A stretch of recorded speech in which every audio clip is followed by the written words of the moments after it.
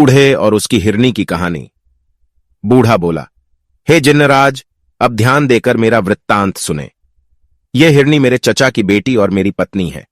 जब यह 12 वर्ष की थी तो इसके साथ मेरा विवाह हुआ। यह बहुत वफादार थी और मेरे प्रत्येक आदेश का पालन करती थी। किंतु जब विवाह को 30 वर्ष हो गए और इससे कोई संतान नहीं हुई तो मैंने एक दासी मोल ले ली, क्योंकि मुझे संतान की अति तीव्र अभिलाषा थी। कुछ समय बाद दासी से एक पुत्र का जन्म हुआ। बच्चा पैदा होने पर मेरी पत्नी उस बच्चे और उसकी माता से बहुत द्वेष रखने लगी। मुझे इस बात का अति खेद है कि मुझे अपनी पत्नी के वैर भाव का हाल बहुत दिन बाद मालूम हुआ। संयोगवश मुझे एक अन्य देश को जाना पड़ा। मैंने अपनी पत्नी से जोर देकर कहा कि मेरे पीछे इन दोनों की अच्छी तरह देखभाल करना और इनके आराम तकलीफ का ख्याल करना। ऊपर वाला चाहेगा तो मैं 1 वर्ष में लौट आऊंगा। मेरी स्त्री ने मेरे जाने के बाद उन दोनों से दुश्मनी रखना शुरू कर दिया। वह जादू टोना भी सीखने लगी थी। मेरे जाने के बाद उस दुष्ट ने अपने जादू से मेरे बच्चे को बछड़ा बना दिया और उसे मेरे नौकर ग्वाले के सुपुर्द कर दिया कि अपने घर ले जाकर इसे खिला पिलाकर मोटा ताजा कर दे। इसी प्रकार उसने मेरी दासी को जादू के जोर से गाय बना दिया और उसे भी ग्वाले के घर भेज दिया। विदेश से वापस आकर मैंने अपनी पत्नी से अपने पुत्र और उसकी मां के बारे में पूछा। उसने कहा कि तुम्हारी दासी तो मर गई है और तुम्हारे पुत्र को मैंने 2 महीने से नहीं देखा, मालूम नहीं वह कहां चला गया। मुझे अपनी दासी के मरने का बड़ा दुख हुआ, किंतु सब्र करके बैठ गया। किंतु मुझे आशा थी कि कभी न कभी पुत्र से मेरी भेंट हो जाएगी। 8 महीने बाद ईद का त्योहार आया। मेरी इच्छा हुई कि इस त्योहार पर मैं किसी पशु का बलिदान करूं। मैंने अपने ग्वाले को बुलाकर कहा कि कुर्बानी के लिए एक स्वस्थ गाय ले आ। संयोग से वह मेरी दासी ही को ले आया, जो जादू के जोर से गाय बन गई थी। मैंने उसे बलिदान करने के लिए उसके पैरों को बांधा तो वह बड़े करुणापूर्ण स्वर में डकारने लगी और उसकी आंखों से आंसू की धारा बहने लगी। उसका यह हाल देखकर मुझे उस पर दया आ गई और मुझसे उसके गले पर छुरी न चल सकी। मैंने ग्वाले से कहा कि इसे ले जा और कुर्बानी के लिए दूसरी गाय ले आ। यह सुनकर मेरी पत्नी बहुत क्रुद्ध हुई और कहने लगी कि इसी गाय की बलि दी जाएगी। ग्वाले के पास इससे अधिक हृष्ट पुष्ट और कोई गौ नहीं है। उसके भला बुरा करने से मैंने फिर छुरी हाथ में ली और गाय को मारने के लिए उद्यत हुआ। इस पर गाय और भी चीख पुकार करने लगी। मैं अजीब दुविधा में पड़ा। अंत में मैंने छुरी ग्वाले को दे दी और कहा, मुझसे इस गाय पर छुरी नहीं चलती, तू ही इसका बलिदान कर दे। ग्वाले को गाय के रोने चिल्लाने पर दया न आई और उसने छुरी फेर दी। जब गाय की खाल उतारी गई तो सबने देखा कि उसके अंदर अस्थिपंजर मात्र है, मांस का कहीं पता नहीं। कारण यह था कि गाय की हृष्टता पुष्टता तो केवल मायाजाल के कारण थी। मैं उस ग्वाले पर नाराज हुआ कि गाय को ऐसी दशा में क्यों रखा कि वह ऐसी दुबली पतली हो गई। मैंने गाय ग्वाले ही को दे दी और कहा, तू इसे अपने ही काम में ला, मेरे कुर्बानी करने के लिए कोई बछड़ा ही ले आ, किंतु वह मोटा ताजा होना चाहिए, इस गाय की तरह नहीं। ग्वाला शीघ्र ही एक मोटा ताजा बछड़ा ले आया।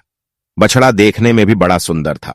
हालांकि उस बछड़े के बारे में मुझे मालूम न था कि यह मेरा ही पुत्र है, तथापि उसे देखकर मेरे हृदय में प्रेम उमड़ने लगा और वह बछड़ा भी मुझे देखते ही रस्सी तुड़ाकर मेरे पैरों पर गिर पड़ा। इस बात से मेरे हृदय में प्रेम का स्रोत और जोर से उबलने लगा और मैं सोचने लगा कि ऐसे प्यारे बछड़े को कैसे मारूं। इन भावनाओं ने मुझे बहुत विह्वल कर दिया। उस बछड़े की आंखों से आंसू बहने लगे। इससे उसके प्रति मेरा प्यार और उमड़ा और मैंने ग्वाले से कहा कि इस बछड़े को वापस ले जा और इसकी जगह कोई दूसरा बछड़ा ले आ। इस पर मेरी पत्नी ने कहा कि तुम इतने मोटे ताजे बछड़े की कुर्बानी क्यों नहीं करते।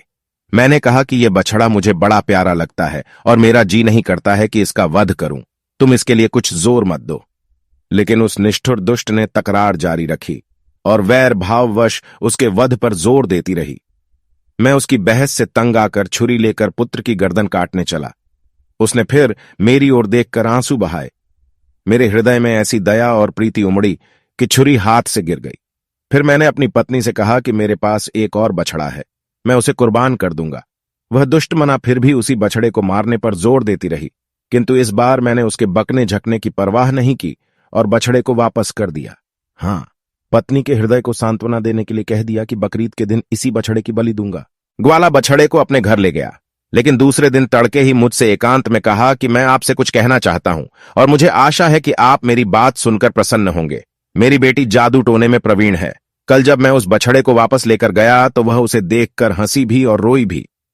मैंने इस विचित्र बात का कारण पूछा तो बोली कि अब्बा, जिस बछड़े को तुम लौटा कर जिंदा लाए हो वह हमारे मालिक का बेटा है, इसलिए मैं इसे जीता जागता देखकर प्रसन्न हुई। रोई इसलिए कि इसके पहले इसकी मां की कुर्बानी दे दी गई थी।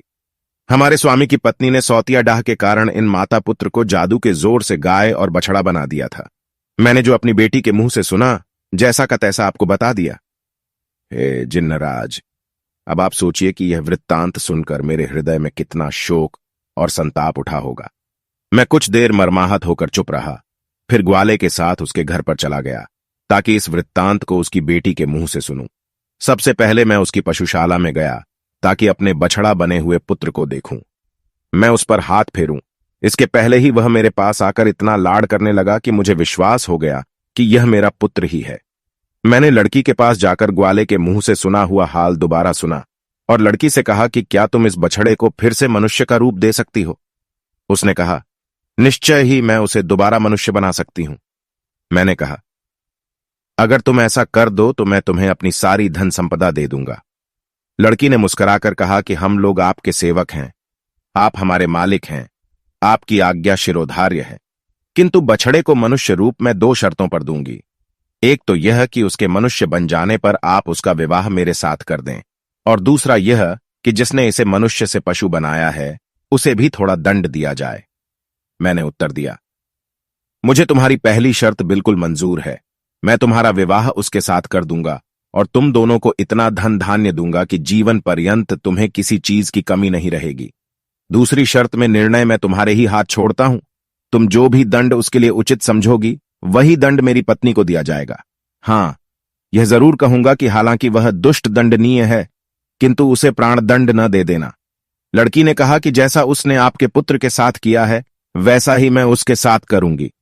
यह कहकर उसने एक प्याले में पानी लिया और उसे अभिमंत्रित करके बछड़े को सामने लाकर कहा कि ऐ खुदा के बंदे, अगर तू आदमी है और केवल जादू के कारण बछड़ा बना है तो ऊपर वाला की दया से अपना पूर्व रूप प्राप्त कर ले। यह कहकर उसने अभिमंत्रित जल उस पर छिड़का और वह तुरंत ही मनुष्य रूप में आ गया। मैंने प्रीतिपूर्वक उसे छाती से लगाया और गदगद स्वर में उससे कहा कि इस लड़की के कारण ही तुमने फिर से मानव देह पाई है। तुम इसका एहसान चुकाओ और इसके साथ विवाह कर लो। पुत्र ने सहर्ष मेरी बात मानी। लड़की ने इसी प्रकार जल को अभिमंत्रित करके मेरी पत्नी को हिरनी का रूप दे दिया। मेरे पुत्र ने उस कन्या के साथ विवाह किया, किंतु दुर्भाग्यवश वह थोड़े ही समय के बाद मर गई। मेरे पुत्र को इतना दुख हुआ कि वह देश छोड़कर कहीं चला गया। बहुत दिनों तक मुझे उसका कोई समाचार नहीं मिला, अतएव मैं उसे ढूंढने निकला हूं।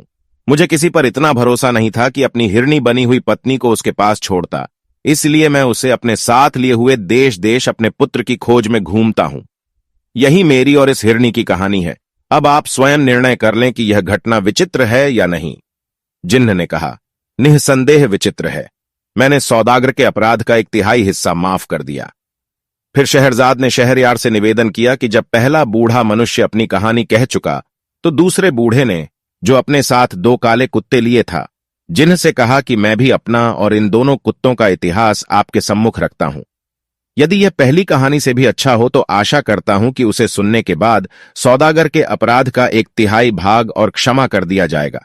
जिन्होंने कहा कि अगर तुम्हारी कहानी पहली कहानी से अधिक विचित्र हुई तो मैं तुम्हारी बात जरूर मानूंगा। इस वीडियो में कहानी यहीं तक।